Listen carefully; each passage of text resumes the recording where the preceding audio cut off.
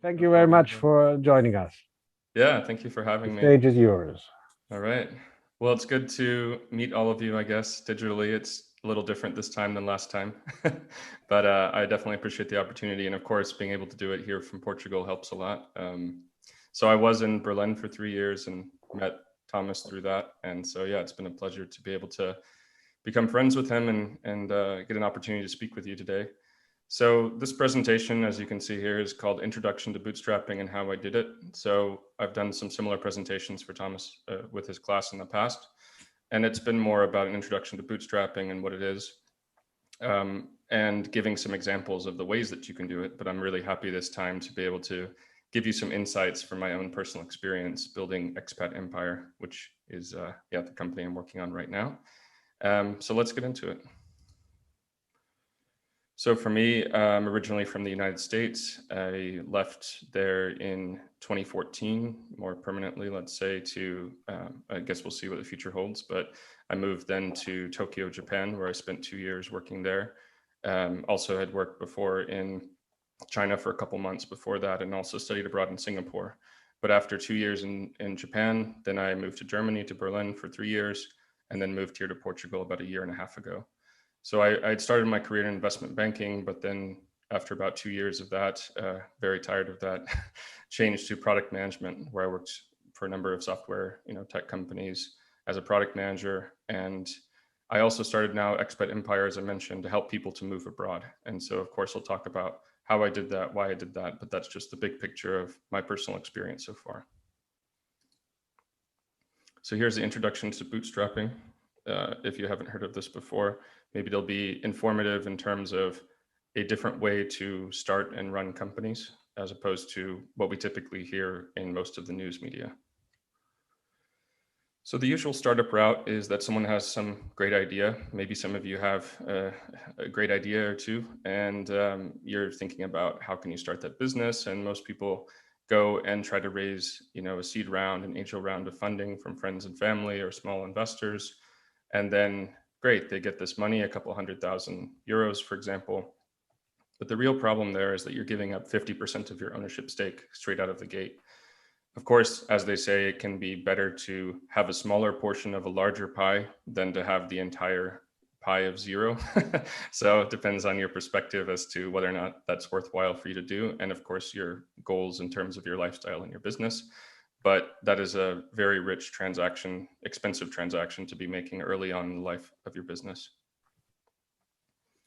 So typically what that looks like is maybe you start with a small team or just yourself, and then you quickly grow to having office space. Obviously, remote work is now taking off, and we'll see how company spaces evolve in the future. But hiring a bunch of people, filling offices, cubicles, whether or open space, but ultimately it's a lot of cost and a lot of people and a lot of headache. So you get this great amount of money. You start up there on the top left, and that money is quickly going down while hopefully your metrics move up and to the right, but this is not a guarantee. And of course, as we know, most of these startup companies are not profitable. So the money just keeps going down. Metrics may or may not go up. And it's this balancing act of raising more money in order to hopefully improve metrics further. And eventually, there's a lot of different exit strategies, but one of those is to go public. And then it's sort of debatable whether or not you need to become profitable by that point, usually not for tech companies, but it's this balancing act of trying not to run out of money while you figure out the fundamental, metrics and growth of your business. So what that means in the end is that it's very likely that you end up with nothing, that it's a failure, or it's the unlikely chance that you end up with tons and tons of cash. But I think we hear a lot of stories about the successful companies and not enough about the failures, just in terms of the total numbers that happen in the real world. So this is sort of the typical usual startup story. But I'm here to tell you that there's another way. So what is bootstrapping in terms of how it applies to starting a business? So usually what it means, and of course, people might give you different definitions, but this is how I kind of think about it as of today. And this has evolved a bit since previous presentations. So essentially does not raise outside funding. And in particular, as I showed you on the first slide there, giving up a large portion of your ownership, I guess that being more of the funding in terms of investment. Then keeping your expenses low, staying lean. So whether that's just you and a co-founder, or a small team or a group of freelancers or whatever, but keeping those expenses low so that you're more nimble. And also you try to focus on generating revenue as quickly as possible. So there's also an aspect of this that can be that it's focused on selling products online, whether digital products or physical products, but it's not necessary that that's a requirement. But that's kind of how a lot of people do it and how I've focused on doing it as well. So bootstrapping is different from the usual startup route because, as we saw before, usually you go from just yourself or a small team to a huge number of people, which costs a lot of money. But here it's more about keeping it lean, you and a small team, or with a small team, and then going back to your savings, whatever funds that you can sort of put together while you still maintain your ownership stake, to be able to then work through that as you're trying to generate revenue and keeping expenses low. So in my opinion, it really changes the conversation from, please give me some money, I have this idea, I need you people to invest. I've heard so many stories of founders trying to go out and having 100 plus hundreds of investor meetings, just trying to get that seed round put together, or trying to get their angel investment, or obviously as you go up, you just have to keep going back and asking for more and more money. Naturally, the best scenario is that these venture capitalists are searching you out, searching your company out because of the strong metrics that you're showing. However, that's not always the case. And yeah, you're just always, as a founder, basically thinking about how much runway do we have, when you're sort of always fundraising. You're always thinking about the next fundraise. But this changes the conversation from that into one where you have more time, you can grow, you focus on the revenue, but you can grow over time. It's not maybe going to necessarily make you that billion-dollar company, but it depends on what your goals are and what you're trying to build. I think it's very common for us to get attracted to that image of the billion-dollar startup, or 10, whatever, 50, $100 billion startup, but there's just a different way of doing it. And to me, that's always been much more interesting. So I think it's better because it allows you to maintain full control, or near full control. Obviously, it's up to you whether or not you give shares or a percentage of the company to your core employees and things like that. But at least you're not making that 50% or whatever it is, ownership stake change of hands early on in the business, and continue to do that throughout. So essentially, even though you might say, well, as a CEO, I don't have any bosses, actually the bosses are usually the investors, and they can be quite difficult bosses as well. So just maintaining that control, at least for some period of time. It doesn't mean companies have to be going this way forever, by the way. You could bootstrap the first couple of years, and then if you decide it's better for you to raise investment to be able to grow, then you can do that as well. But yeah, maintaining full control is a big part. You don't need to be a unicorn to be successful. So as we talked about, you don't have to have the billion-dollar company. It's more of a lifestyle business, I guess you could call it that. That's a common phrase for it. It doesn't mean that you don't do any work, or, it depends on what you want to do. Obviously, some people just want to sip a margarita on the beach, which is fantastic. But it doesn't mean that as a lifestyle business that you don't sort of have to do any work or anything. You can be as involved as you want if you get to that point, but you don't need to just gamble on trying to make the valuation bigger and bigger and grow as big as possible to be successful. And then it also enables you to have greater personal freedom. So for me, that's been a lot about financial freedom in terms of just making enough money to cover my expenses and hopefully put some away in savings, but also location freedom as well. So as I mentioned in my introduction, I've lived in a lot of different countries, but each time I've moved, I've found a local job in that market. And as a result, I don't have the benefit of the EU citizenship in any way, shape, or form as of yet. I'm working toward it here in Portugal. But as a result, being an American abroad, you have to, keep getting visas and keep getting sponsored in different countries. So from that point of view, for me, it's important to be able to also develop my own opportunities to be more, perhaps, travel more and be more nomadic when I want to, but also ultimately just to sponsor myself. So that's an overview so far of what Bootstrapped businesses are and what that means. But now let me tell you a little bit about how I've been able to do that over the last few years. So I guess I should explain a bit about why I started Expat Empire and what it is. So let me try to do that here. So for me, my process started with the Berlin Bootstrappers meetup group. So this is also how I met Thomas originally. So I was running these events in Berlin, of course, called Berlin Bootstrappers. And these events were intended to help me to meet other people that were bootstrapping businesses. Basically, I had read a number of books. I had listened to a lot of podcasts about bootstrapping, and I was really curious to meet people who'd actually done it. And I couldn't find a group or some sort of thing at the time. Even Indie Hackers was not really so big. Maybe you've heard of that, but Indie Hackers has gotten bigger and has meetup groups. And yeah, I also went to those events later on, but I couldn't find that group originally. That's probably back in 2017, I think. And so I thought, why don't I just start a meetup group myself? So I started running those events. In total, we ran 10 of them. And what was really cool was that, I mean, on the unfortunate side, I couldn't find many bootstrappers, but I found a lot of people that were interested in bootstrapping and as a concept. And so it was great to get people together to talk about it, to talk about business ideas, and to share their experiences. It wasn't just a meetup where we're just, of course, there were drinks there and things, but it wasn't just networking. I also organized 2 presentations per event.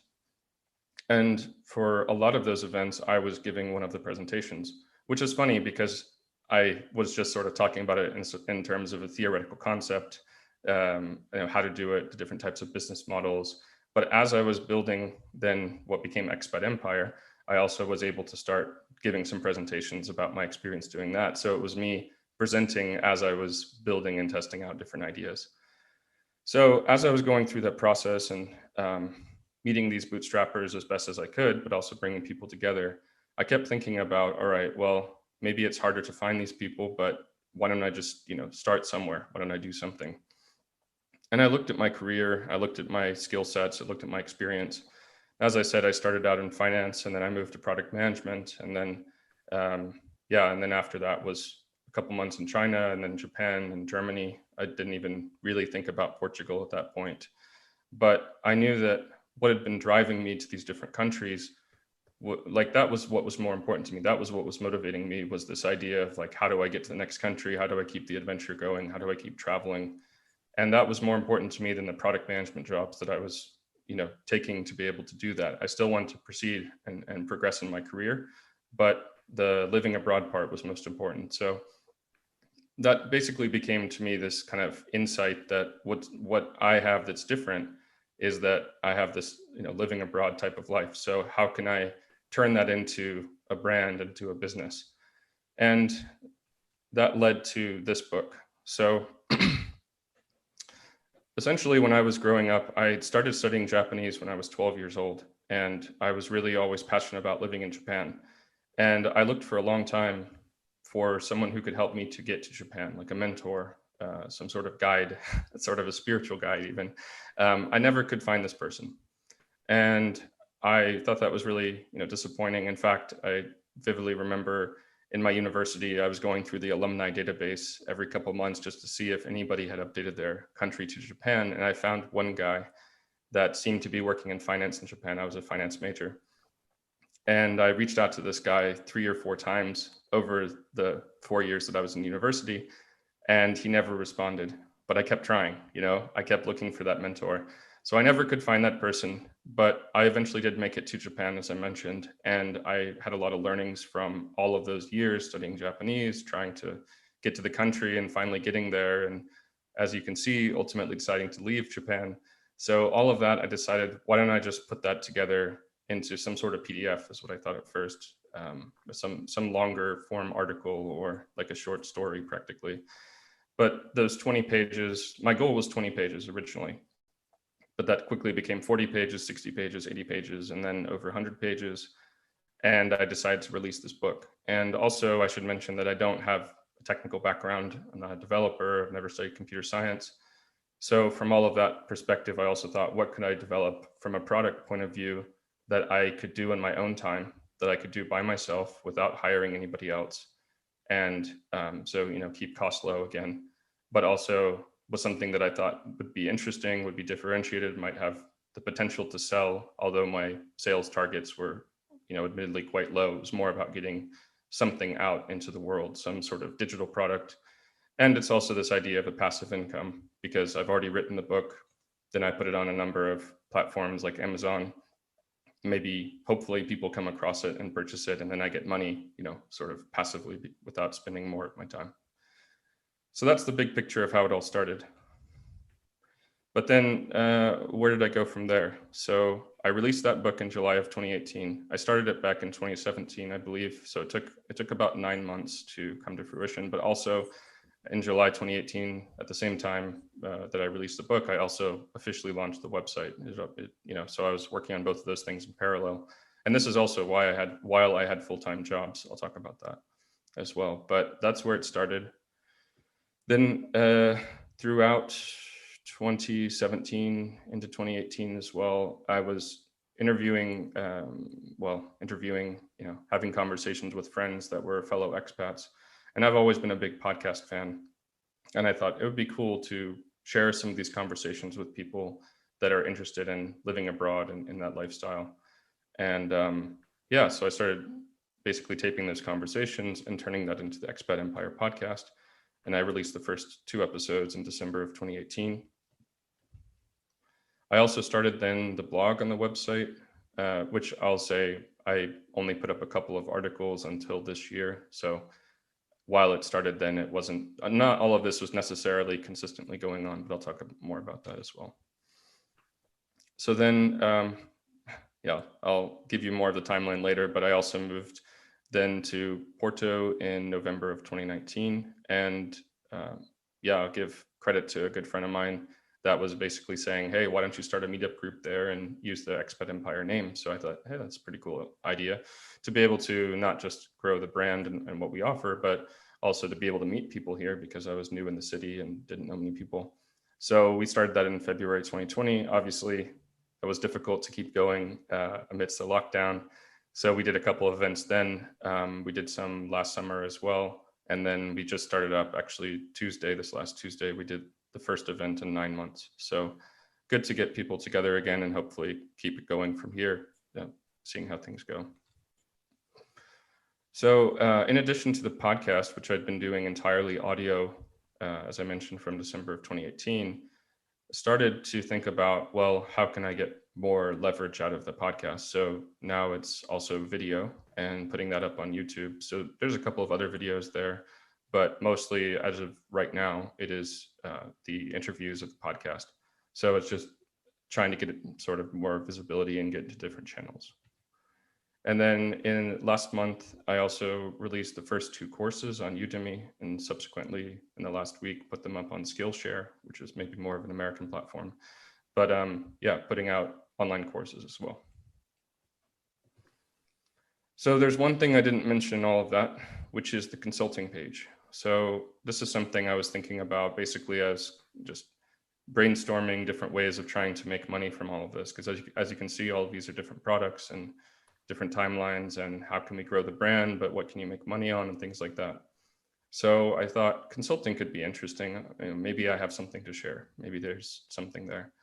And I put this page live, just expatempire.com/consulting. I put the page live in April of 2019, and I didn't announce it. I was basically, I did all the work to put it up. It took quite some work, but then I just was, basically having a lot of life changes then. So there was a lot of stuff, getting married, getting laid off from a job in Berlin, trying to find a new job in Portugal or elsewhere in Europe for that matter. So there was a lot of stuff going on in my life, and I just didn't have time to even focus on trying to get the word out, to market it. But strangely enough, it started getting some traffic, and then people started filling in the form. And I thought that was kind of cool. So randomly, once per month or per 2 months, somebody would fill in the form. I was like, okay. And I started scheduling calls with those people. And I didn't even come in at first with anything to sell. It was just an idea of like, well, maybe I could sell something. But the best way to find out what to sell is to talk to potential customers.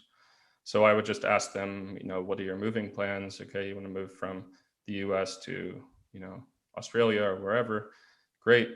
What is your biggest pain point? What's the biggest challenge that you're facing right now? What is your concern or your fear? How can I help you? How can I support you in solving that problem? And I started getting some ideas. And eventually, I started putting together a list of services and sending it over after the call. And maybe I would adjust them or things like that. But what was really interesting was just seeing the results of that. So what I was kind of trying to do, again, focusing on the revenue, was to find the money in all of these different things that we've talked about. So first was the book. Unfortunately, I mean, it's, sold some copies and things like that, but and my goals for it were very modest starting out as well. So I'm not sort of disappointed by this. All of this is just testing. But just to be, I guess, just to give you some ideas as to why it wasn't the source of money that would have been nice to have had, or sort of the dream scenario. So as you might have guessed, the book about working in Japan was a bit too niche, and I'm happy to share that information with the people that are passionate about moving to Japan. As I said, I was always looking to find a mentor, and if I can be that to somebody else, even via an ebook or a paperback, then I'm happy to do so. So I'm really glad that I created that book and I started it, and it started the whole Expat Empire thing, but it's definitely too niche. So then how about the podcast? Well, the challenge there is obviously you need to grow the listener base, which I have managed to do especially in the last months, which I'll show you later. But the challenge is that you really, really need a lot of listeners, and it's becoming, despite, in a way, podcasts are becoming so popular now, and they're so easy to start that's fantastic, but the competition is also huge. And the biggest shows are the ones that have people who are already famous. So a lot of, actors and actresses and musicians and things like that. So you need to do that. And then of course you have to actually find the sponsors that are willing to sponsor you for a long time. How much could you get is probably, there's different types of sponsorships, but a lot of it's based on how many listeners that you have. So as you can see, that's a challenge. On the blog, need a lot of readers as well. As I mentioned, I didn't really focus on the blog so much until this year, and it's been growing, and we've been releasing every 2 weeks so far. We'll see how that develops, but it just takes a lot of readers, and then you need to put ads on it and things like that. So we have done affiliate partnerships, which a lot of blogs do as well. So I mean, I've got all the pieces there. It's just a matter of, okay, you need more readers to actually make money from it. The meetup is definitely not a good way to make money, I think. Unless you're running, a big conference or something that people are paying a lot of money to go to. This is basically a meetup at a bar. We just have some drinks, whether it's expats, locals, tourists, whoever wants to come out. And it's a lot of fun. Really enjoy putting on the events, but you really need a lot of sponsorships. It needs to become a bigger thing and not just at the local bar to make some money from it. So yeah, it's kind of, okay, I learned that experience. It was hard to make money for the Berlin bootstrappers too. I only charged for tickets, I think, on the final event, the 10th event, and made a little over 100 euros for it. But it's a lot of work and a lot of marketing, and obviously that's not all that much money to be able to subsist on. So as you may have guessed, we're down to the last one here, the consulting page, and actually I started getting clients there, which was really cool. As I said, I started with necessarily not a real idea of what to sell. Of course, on the page, I had a few concepts, but no proposal. And by the end of a lot of conversations, I started putting out the proposal. And some people, of course, as they always do, they never get back to you and things like that. But eventually I started getting clients. So this really changed the way that I thought about the business. And again, going after the money, I basically put all of those different areas. Granted, some of them came after the consulting clients started coming in, like I said, the YouTube and the Meetup and the Udemy and so on. But now all of that is essentially content marketing to be able to drive to people finding the site, finding the services, reaching out, having this first free consulting call, consultations at the beginning, and then hopefully purchasing services after that. So yeah, it's really changed the way that I've thought about the business and how to make money. Naturally, you can make some dollars off of some of these different things, but the bulk of the money coming from the consulting services. So Udemy, as an example, I was planning at first, hopefully, for that to be a good revenue generator. But what I'm seeing is that it is also a good lead generator. So the people that buy will then reach out and so on and so forth. So you might wonder how I went full time into this, because all of this, as I mentioned, was started in 2017 with writing the book, making the website, launched in 2018, and the whole time was basically going as my side project. So what happened was, in short, I got laid off in Berlin, as I mentioned, around April 2019, finished that job in June, and then, yeah, marriage and all of this stuff. And then I was looking all over Europe for a place to work, and we were really interested in coming to Portugal. That was our top choice. But luckily, there was a company here. So it's actually a German company called Internations. It's in Munich, but they had an office here for this new division called Internations Go. And what was really amazing about this was not only that it was in the place exactly that I wanted to live, and they had a senior product manager position, which is exactly what I wanted to do, but also they focus on helping people to relocate around the world. So they go at a bit different angle than I have with Expat Empire. But I can't even imagine having found a better opportunity for me. It was so perfect. You know, it was the perfect location, perfect title, perfect type of role to actually get into the industry to help people to relocate around the world. So I joined them in November 2019, came out here to Portugal, near the Porto area, and I learned a lot about the space and worked there for a year. Unfortunately, with COVID and all that stuff, the relocation industry was not in a good spot. I think hopefully it's picking up more now. I mean, I'm seeing it in terms of the clients for Expat Empire as well. But basically, I got laid off with a lot of other people. The company went from 18 people to 8 people in one day. So that also was me and 9 other people. And so I said, okay, it's finally time. I feel like it's the right time for me to go full time into Expat Empire. So then you might be wondering, how did I finance it? So we're not getting the outside investment and so on. So as a side project for those years leading up to it, I had the full-time job. So I still tried to keep my costs very low. So it wasn't like I was funneling all of my earnings all my wages into the business. Actually, I was trying to use as many free tools as possible to keep the costs low. But I was investing in some things. You know, maybe I could have done that more in terms of hiring more help. But now that I'm focused on it full time, it's a lot more in the investing mode. So I'm using savings for sure, money from the sales, the revenue that I'm making, and those different digital products that we talked about. And I also got some employment benefits here because of the job situation. And I have applied for a startup bank loan, which has been approved, but still in the process of getting everything set up. So not a ton of money from the bank loan, but it's something. And I think the mentality there is not so much how much money it is, but rather that it is not money that's coming out of my pocket as of yet. Of course, you have to pay it back. It's a loan, but it's it's more of a mentality thing to feel more comfortable spending from outside of your own bucket of savings.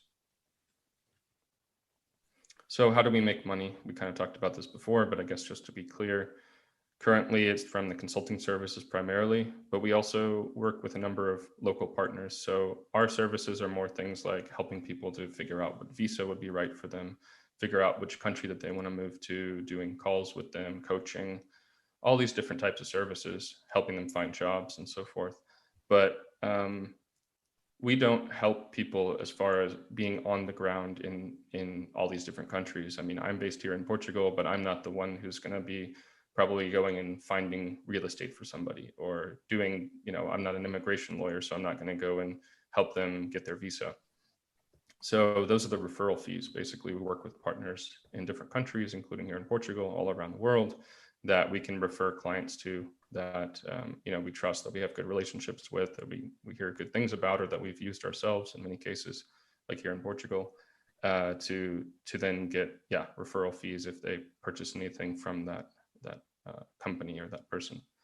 So then affiliate links as well. So these are the services that I use, that I'm familiar with, that help people with finances, with taxes, with you name it, basically related to moving abroad or, finding housing and things like that. So these different sites, we also have links that people can follow to be able to purchase their services. Then the ebooks and online courses, we talked about those, not giant sources of revenue, but they are revenue streams nevertheless. So the potential future, where could we grow into? So definitely on the sponsor side, that would be great for the podcast, for the meetup, and so on. Maybe other things that come up in the future. We also could do things like get money from ads on the blog or YouTube, but we'd have to grow very substantially to make that happen. So that's not something I'm necessarily, holding my breath for, but we'll see. Event tickets, if we were to try to do, other types of events and things like that, or other products like webinars and conferences. So all of those things are possible. And of course, I'm sure there's many more, but that's sort of what we're focused on right now. And I think the main thing for me is growing the current rather than going after brand new stuff, because as you can see, we already have a lot of different content and things that we're doing.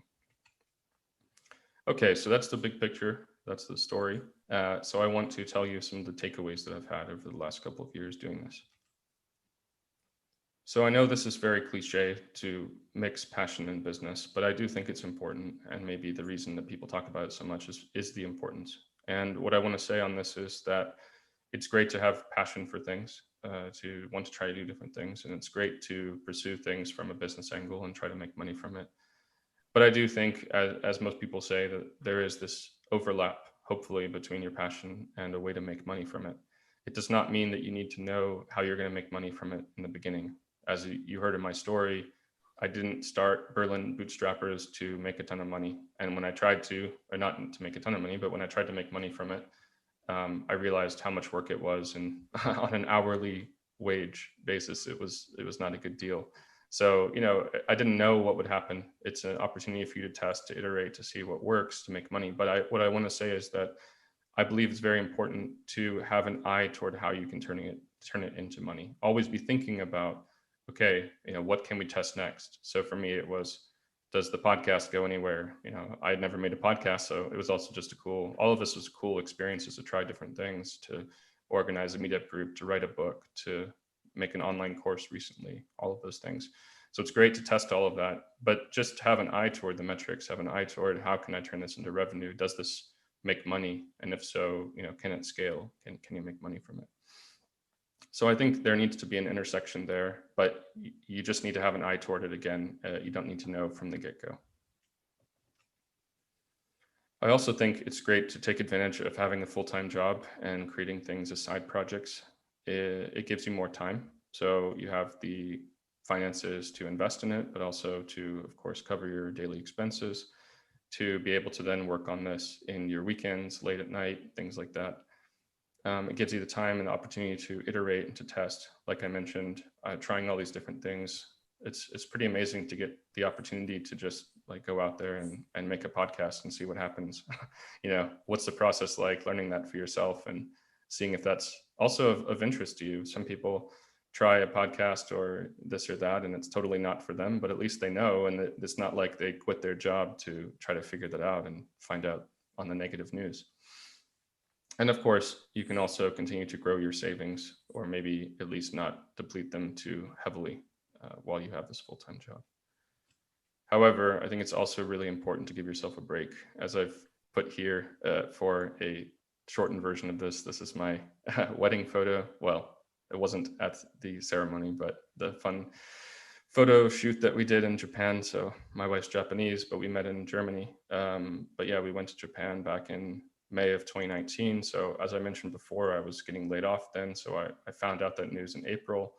Then we had this trip to Japan to get the legal marriage in May. And then I finished up that job in June. And at the same time, family was coming in and we were having a wedding party in Berlin, which was just kind of at the park and, more laid back and relaxed. But we had so much stuff going on. And this is exactly when I had also just put out the consulting page, like I mentioned. So it was to the point where like so much was going on that I just had to give up working on Expat Empire for a while. And I think I just put out a short podcast episode to the people that were listening to the show saying, because I had been doing episodes every 2 weeks up to that point. And I just said, look, I can't do this right now. I've got too much life stuff going on. And also I recognized that I was still I had the dream of making it into a full-time thing, but I realized I was still far away from that. I hadn't figured out what it was. I hadn't done all of the work to turn that into a full-time thing. So what it meant is that I was burning out, and I had to let something go for a while. And that because I had to do my job and I had to look for the next job, and then we had the wedding thing and so on. So I had to give up Expat Empire for a while. So other life events took priority.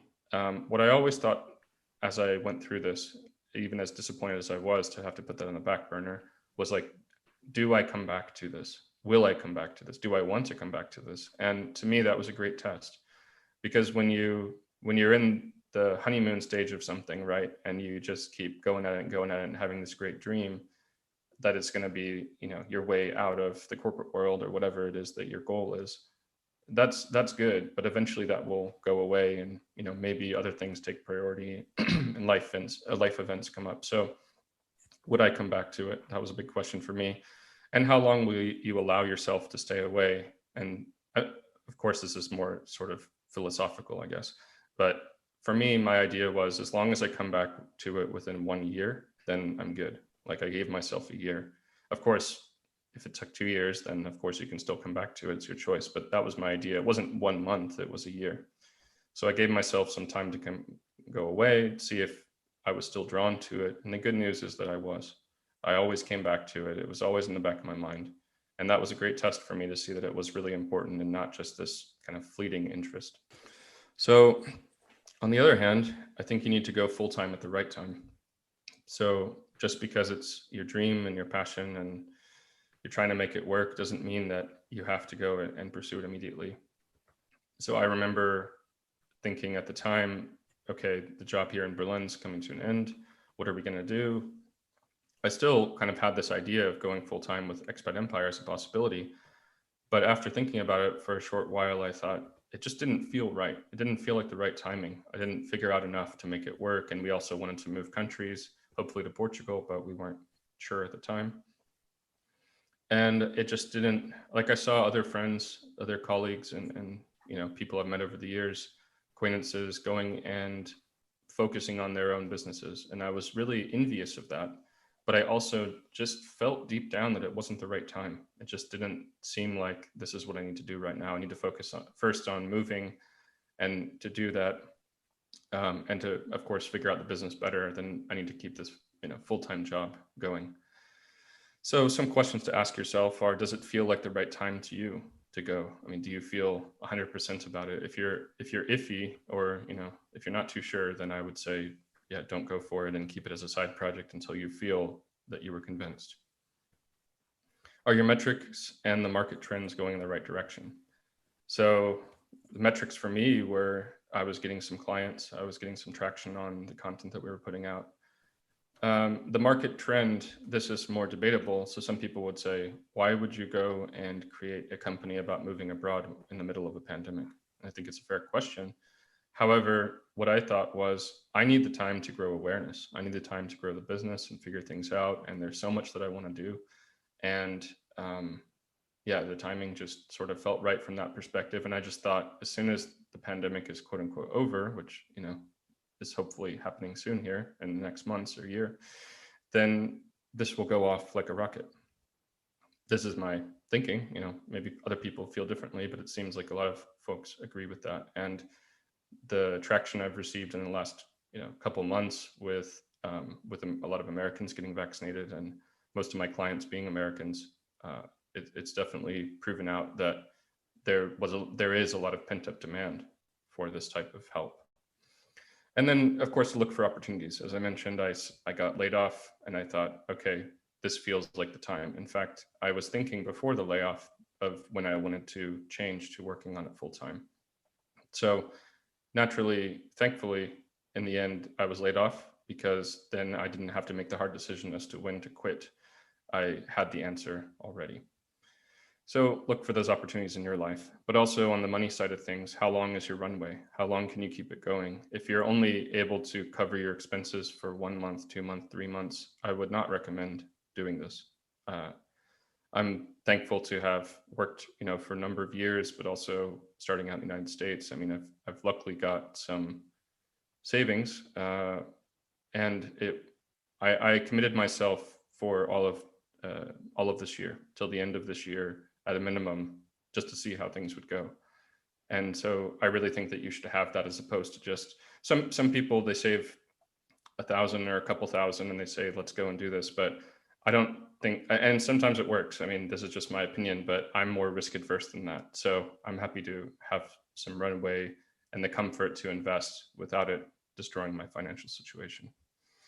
So another big question that people ask is, how reliably can you replace your full-time income? So some people, before they go full-time on this, they have their side project making 100% or 80%, some high percentage of their full-time salary. And so it's, and over 3 months, like consistently, as opposed to just a one-time thing, just to make sure that you can easily make that transition. Of course, it depends on your family situation, or maybe you need to, cover your family, your kids, or things like that. So you have to play that in terms of your risk acceptance, your risk adverseness.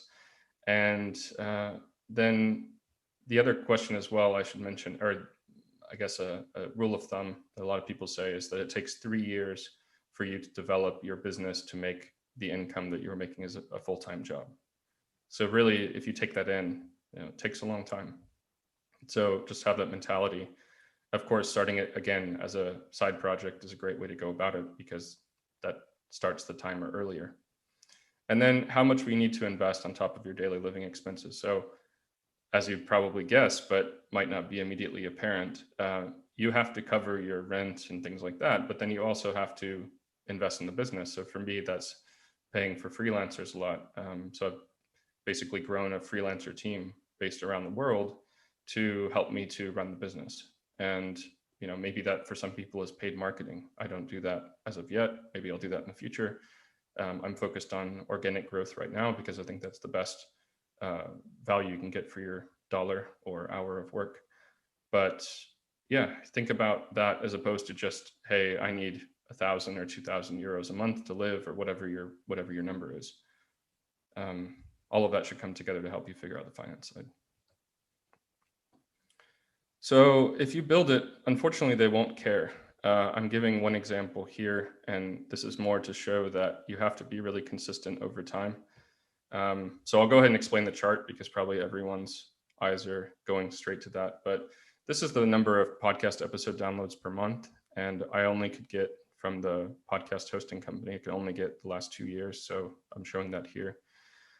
But as I mentioned, I had to kind of put everything more or less on hold. I think I put an episode out here or there during 2019. But after April of 2019, I took quite a long break from it and put out some short personal episodes to explain what was going on, like when we were moving here to Portugal. But even in 2020, there was a couple episodes released. But as you can see in December, so I left the job in, basically practically started working full-time in October of 2020 on Expat Empire, and then really did a lot on the website, but then I started reinvesting in the podcast. And as you can see, it's just kind of taken off from there, which there's many aspects of that. I've also been guesting on other people's podcasts, and some of those people start listening to your show and things like that. But I just want to show here that the consistency over time is really important. And I say that again, first, because I think the graph probably catches your eye, but it's also important what it says above it, which is finding success without an audience is hard. And I think I just sort of thought, if I make this, for example, the ebook, if I just make this book, there are going to be people that care.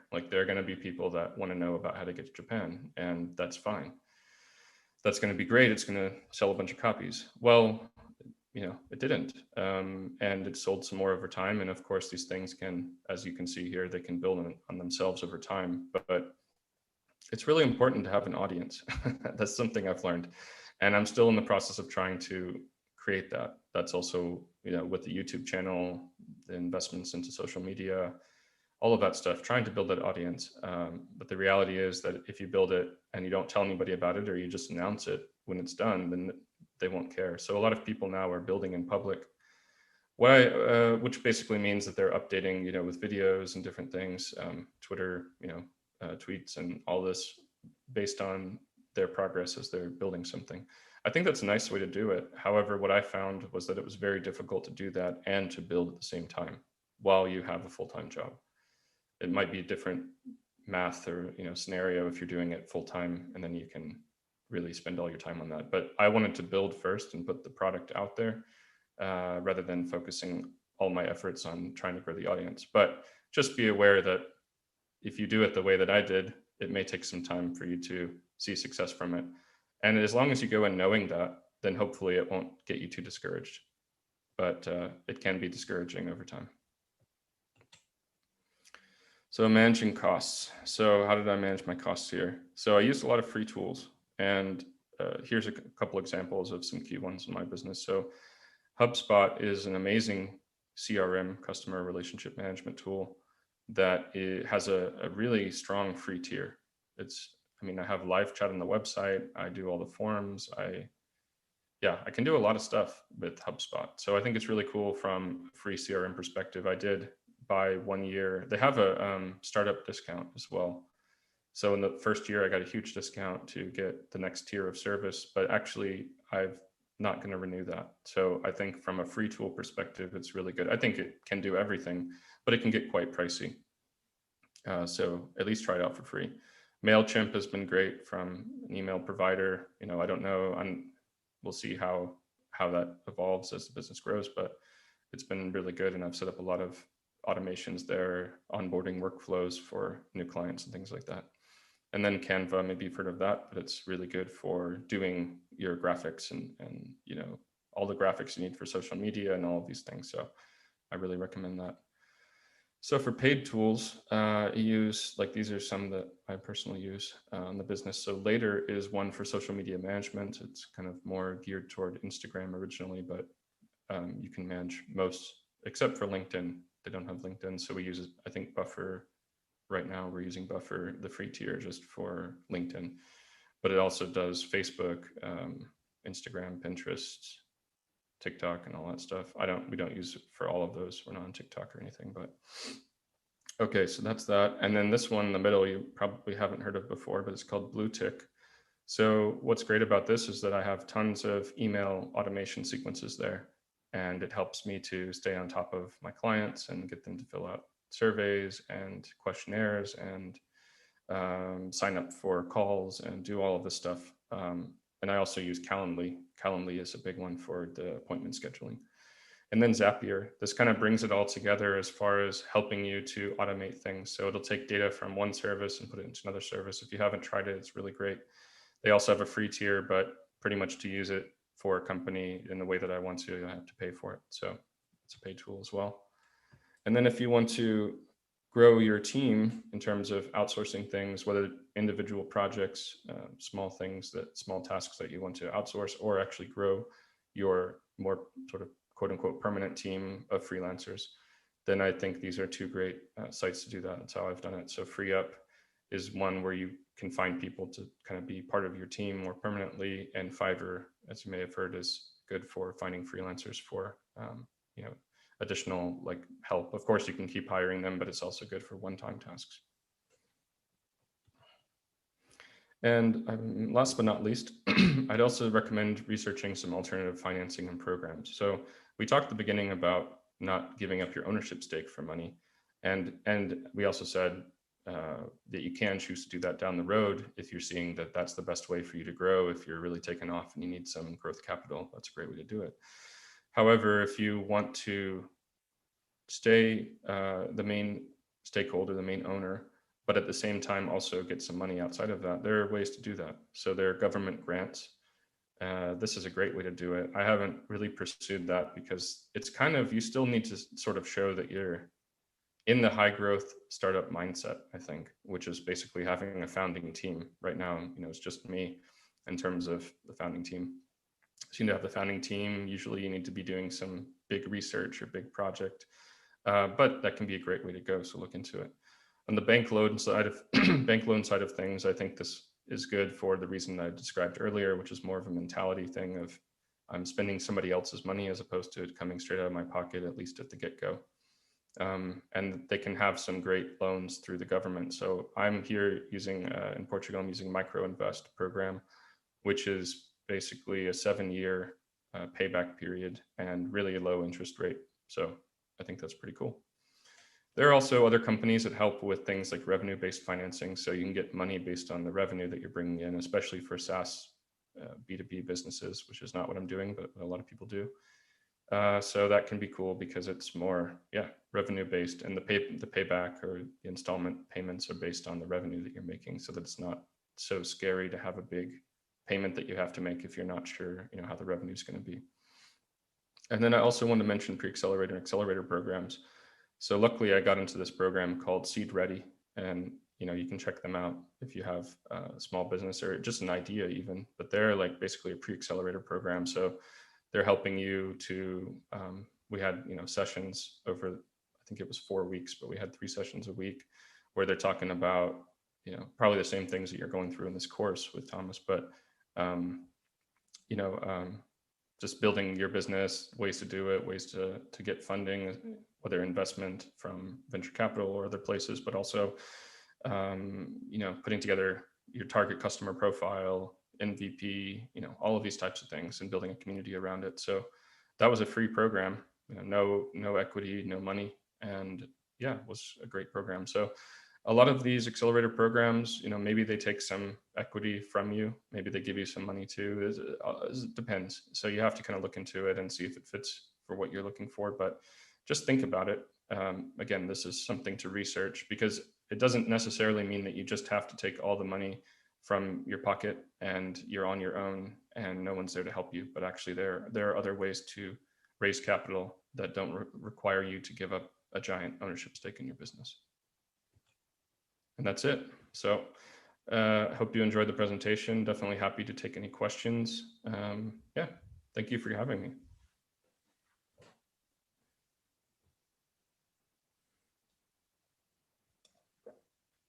Well, so I'll stop sharing. If nobody else has a question, I would have one. I have. Okay, Miriam, go ahead.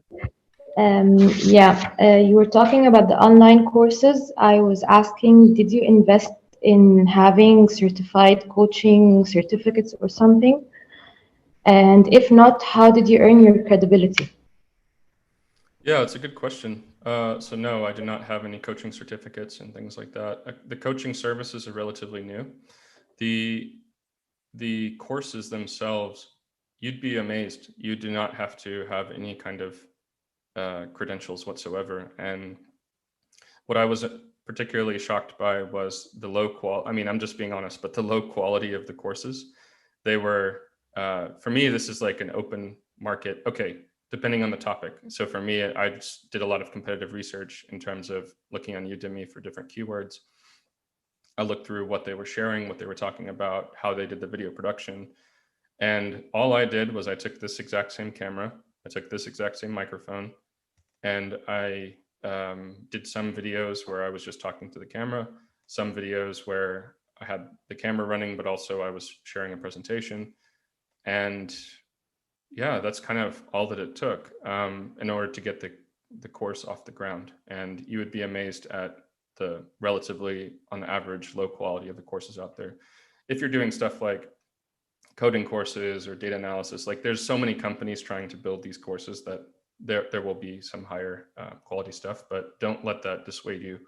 Don't let any of this dissuade you, like those concerns. Don't make it stop you at all. Like I had never made a podcast, and now I've got 30 something episodes, and not that that's amazing. There's people with hundreds and thousands of episodes, but it's just start it, just do it. But in terms of the credibility question, which is definitely a key part of what you're asking, I also struggled with this as well. The mentality behind it, like why, how am I credible? There's a lot of people living in different countries, right? And what I discovered, and I'm still in the process of discovering, is the fact that my story is unique.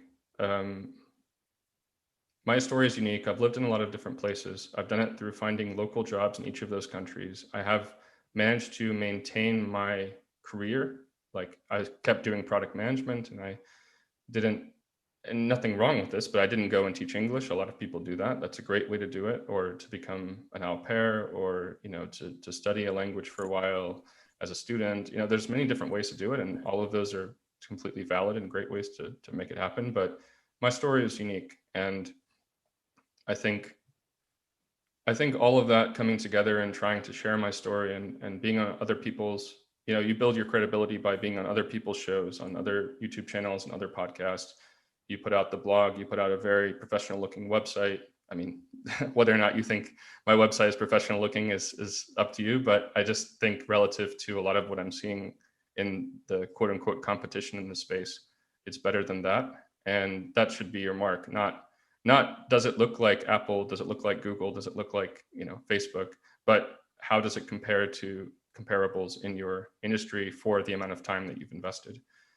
And yeah, so I'm just trying to basically stay one step ahead on those areas. And I'm still in the process of developing my credibility. But after you get the first couple of clients and you do a really good job for them as best as you can, then they give you reviews. They give you like, so here's what, I mean, I guess to get a very specific example. So after every service delivery, including now even the free consulting call, I automatically send a satisfaction survey. If they fill it out positively, then I also direct them to put a review onto other platforms like Trustpilot, Google, Facebook. Then at the end of the service delivery, I basically say, would you do a case study with me?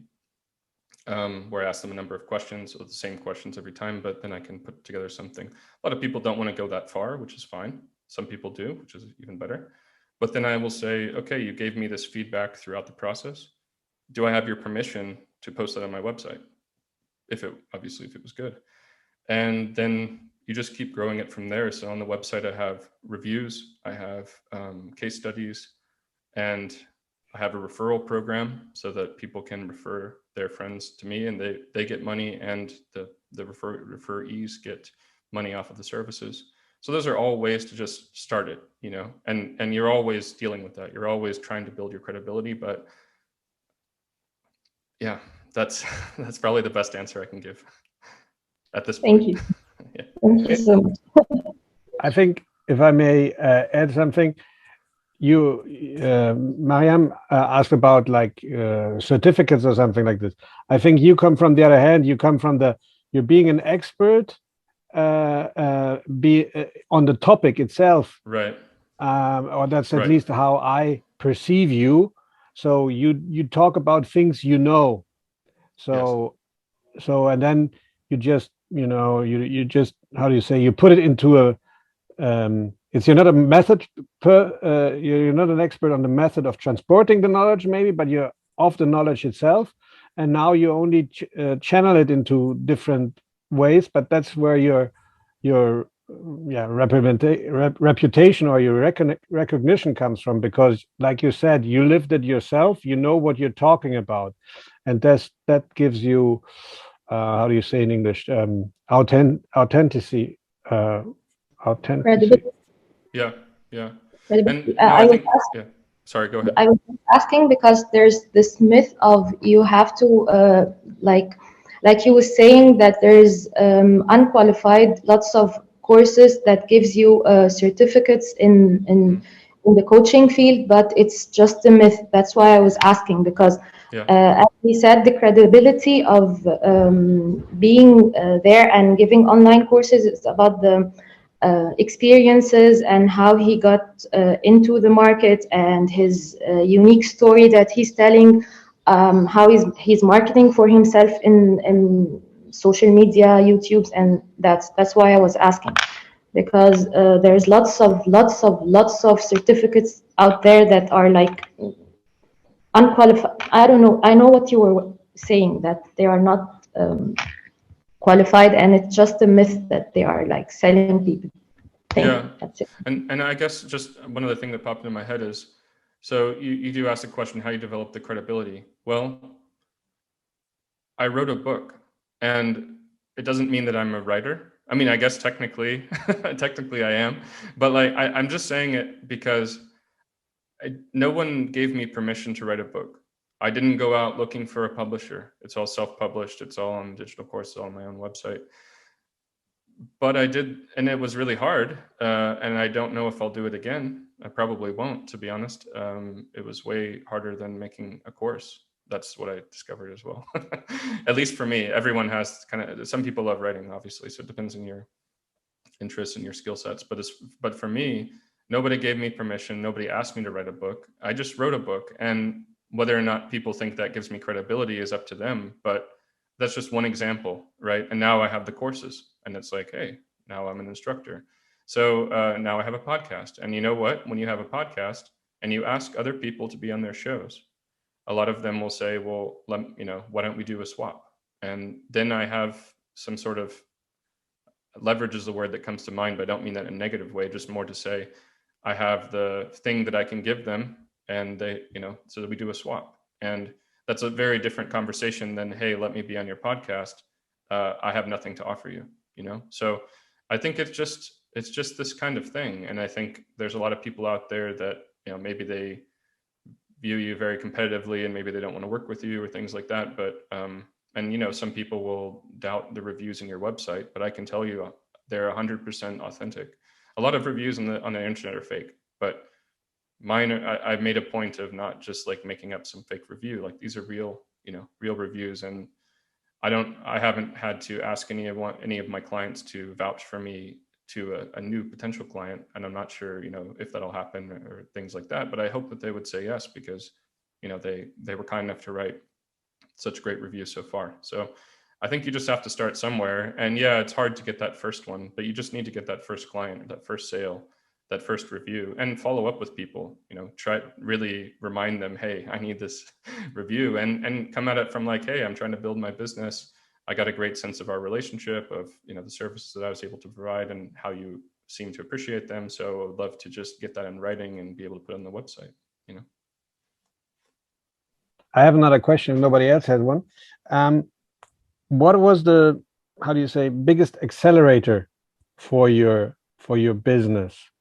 Like you mentioned, sometimes in between you got laid off or switched jobs. So of course this was always a little bit, in a certain way, an accelerator, but maybe there are other accelerators which, you really pushed. Do you mean in terms of business growth or deciding to focus on the business? No, rather in business growth. That's a good question. I'm still figuring that out, to be honest, because these things take a long time to grow and to nurture. So I do think that being on many different platforms, so for example, I'll give a very specific example. So I had someone reach out a couple of weeks ago saying that they had actually reached out via the form on my personal blog. Which I rarely update and don't, it's just kind of a basic site, but I do have a contact form there as well. And so I was quite curious how they found me. So at the end of our free consultation call, I asked how they found me, which is obviously a great thing to do for other people that are thinking about doing something like this. And she thought about it, and she went back in her search history because she wanted to give me a more definite answer. And she had found me on Fiverr. So I also had set up a seller's page on Fiverr. I used as a buyer to find the freelancers, but also I'd set up a long time ago, I had put together about 7 different gigs, as they call them, which is the things that you're selling on the site. And I just wanted to see what would come from that, because these are sites that millions of visitors go to. So maybe it would be a good lead generator. I didn't find that to be the case at the time, so I shut them all down. I just turned them off, but I still left them on there. I didn't delete them. And then I decided, well, maybe I should give it another shot and just turn one of them on, not all 7, but just one, and focus on that and see if anything comes from it. And it turns out that she found me on that one ad on Fiverr, and she didn't contact me on Fiverr, but then she went to the Expat Empire website, she read my story, then she went to my blog, and then she contacted me.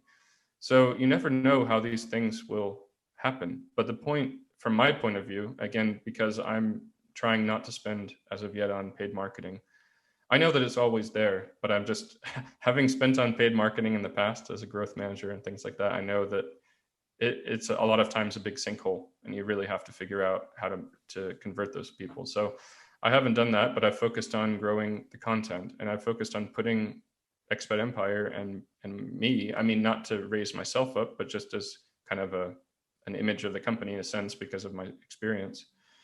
And I do a lot of the service delivery myself as well.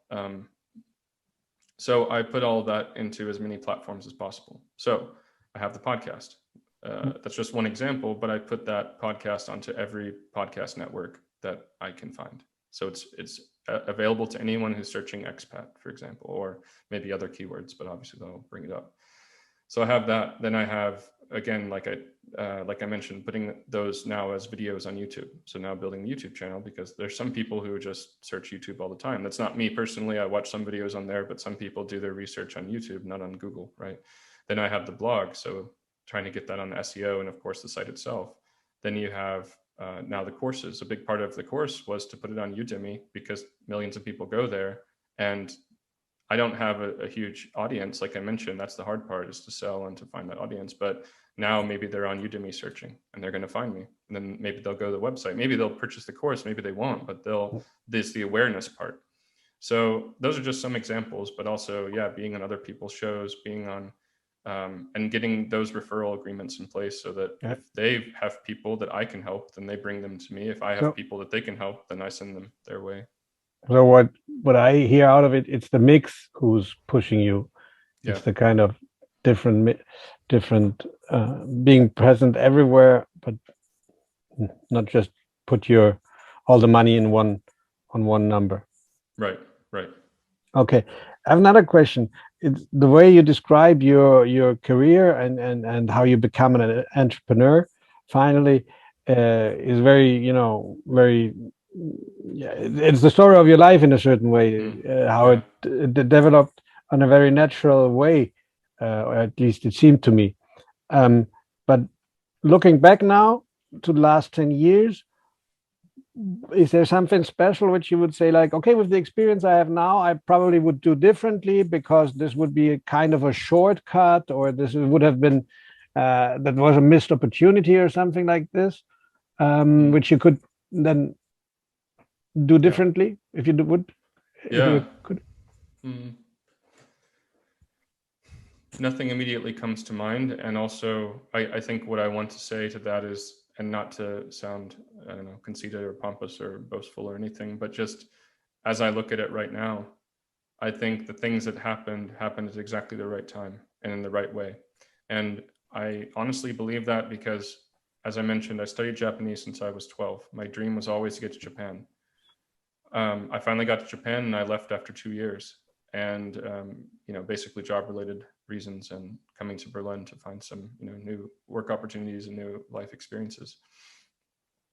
And if, just as one example, my goal was to be in Japan for a lot longer than 2 years. That had been my dream. I'd studied for so long, I'd prepared for so long, and I finally got there. And so, of course, when I left Japan, it was also exciting, but definitely heartbreaking.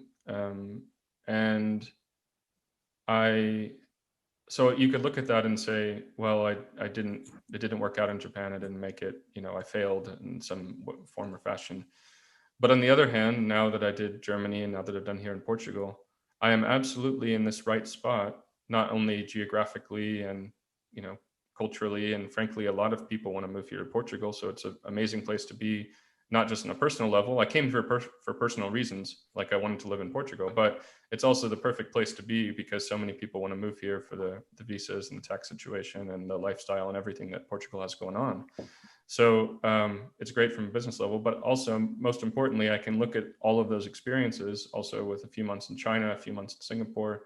And then I really have the story to say, look, I've done this, I can do this, I can help you to do this.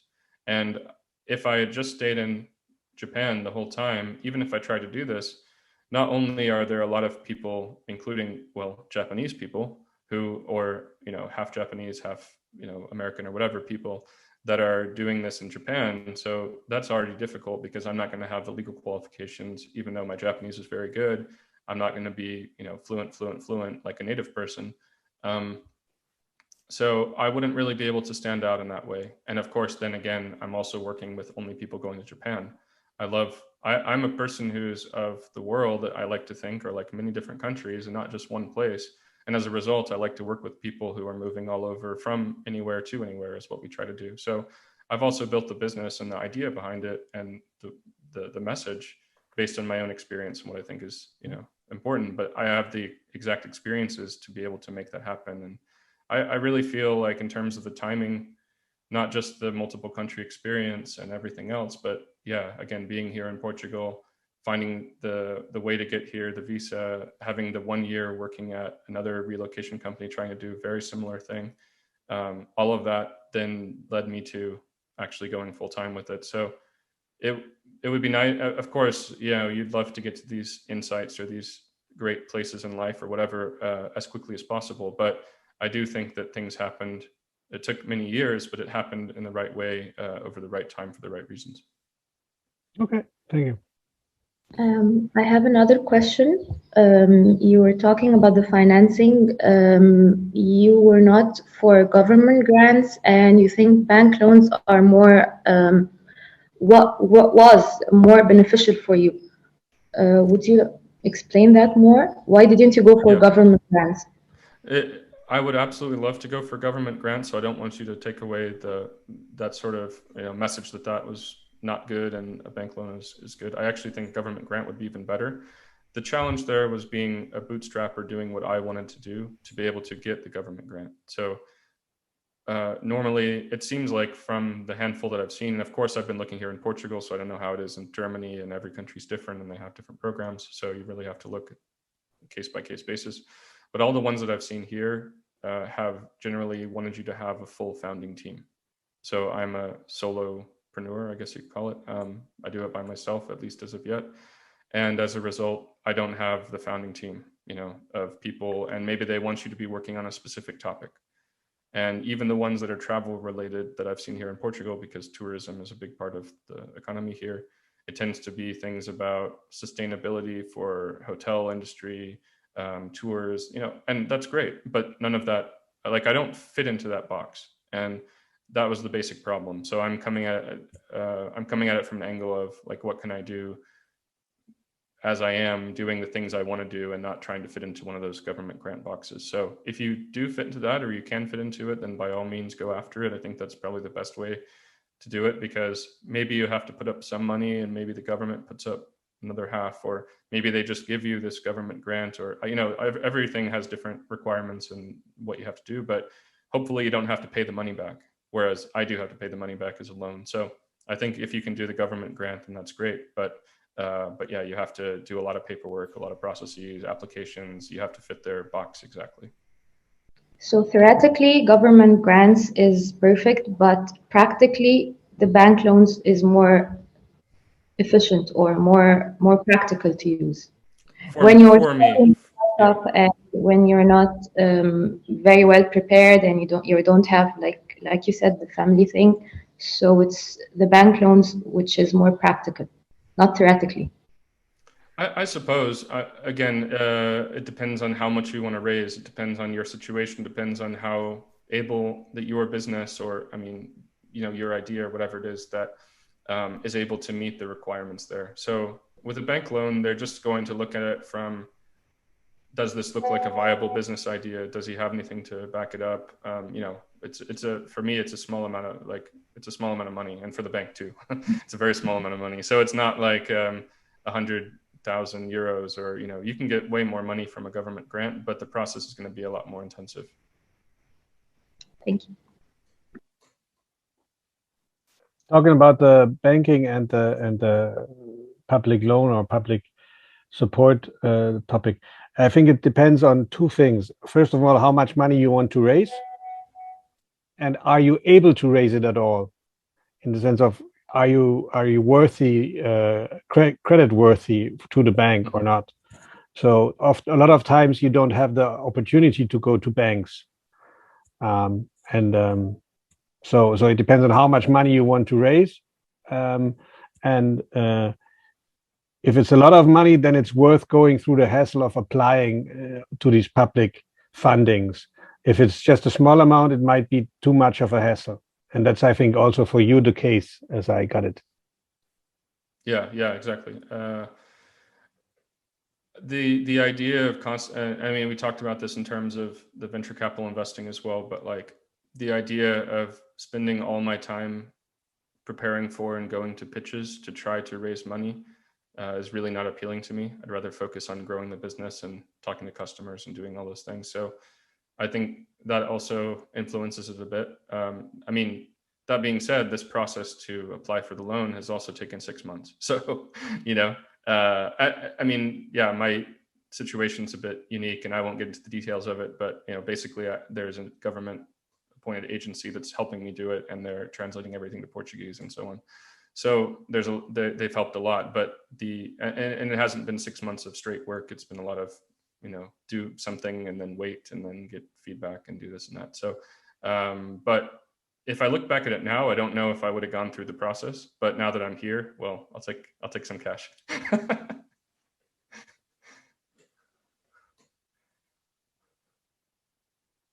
Okay, thank you very much, David. I don't know if there are any other questions, but if there's not, I'd ask you also one more thing, which I always ask all the founders in our course. If there's one book you would recommend to us, which as a founder you strongly recommend that we read, what book or TED Talk or whatever it would be then, but what book would you recommend us? Yeah, the one that has had the biggest impact on me as a bootstrapped, you know, solopreneur founder kind of situation. You know, a number of people would say things like the 4-hour work week and all that, which I think is fine reading. But what really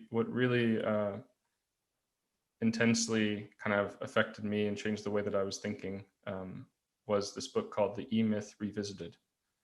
And I believe that's the name. Let's double check. Yeah, E-Myth Revisited. So it's by Michael Gerber. And the reason this book is so good, and a lot of people in this space recommend it, is because it really changes the way that you think about how to run a business as a solopreneur. So the basic conceit or the concept, and it's the E-Myth, is that, let's say, for example, and the example they use in the book is, let's say that you're a great baker and you can bake amazing pies and people love them and everything. So as a baker, when you're working for another company, then all you do is make the pies. And that's great. But then you think, well, I want to, you know, I don't like working at this place. I want to go out on my own. All I need to do is just make my pies and sell them. And that's awesome. Then I can make that happen. And what most people find is that, well, actually, when you go and do that, then you have so much more accounting, you have sales, you have marketing, you have all of these aspects that were covered by the company. And all you want to do is bake pies. So if you want to just bake pies, then you should go back to your job. If you want to be an entrepreneur, then you need to get people to help you. You need to outsource. You need to build a team around it. You need to change your mentality and change your skill set to match that. So for me, it would be the way that I've applied it in terms of the business so far is that the easy way would be for me to just deliver all the services myself. You know, I've done the experience of moving around the world. Doesn't mean I know every visa situation in every country, obviously. So, you know, there's a lot of research there, but I could just do it all myself. I'm the person who's done it before. I started the company. Why don't I just do it? Well, there's a huge bottleneck, which would be me, and also all of the work around marketing and sales and, you know, all that stuff that I have to take on anyway to actually deliver the services would be extremely ineffective and inefficient. So that's why I've built this team around me. I have someone helping me with the videos of the podcast. I have a social media manager who also helps with a couple other things. I have people that just work on just the services. I have a person helping me write blogs. As I mentioned, the blog, I wrote a couple, but I really started up again this year. Well, the reason for that is I found somebody that I can outsource the work to. We work together really well. We knew each other in another context. He's a great writer. And that's been amazing because now I'm able to be an editor, not the writer. I get to edit the first draft, and then we work together to come to the final draft in fairly short order. So all of those things have helped me to leverage my time and focus on the things that are the bottlenecks, as opposed to being the one person having to do everything, which would stress me out, which would hinder our growth, all of that stuff. So anyway, yeah, to answer the question, E-Myth Revisited, I think is a really good book. And if this topic is interesting to you at all, I definitely recommend picking it up. Then I think we're done for today. great having you here. Thanks a lot. If there's no more questions, I'd say great job. I think we got a good impression on not only on what bootstrapping is and how you can do it, but how it worked out for you actually. So it was a good combination of knowing your story and getting the theoretical background of bootstrapping. So thanks for that. Hope to have you on the show next year again. Hopefully I'll have some more updates. Yeah. From wherever. Sounds good. But yeah, it was great having you. Thanks a lot. Yes, thank you. And talk to you soon.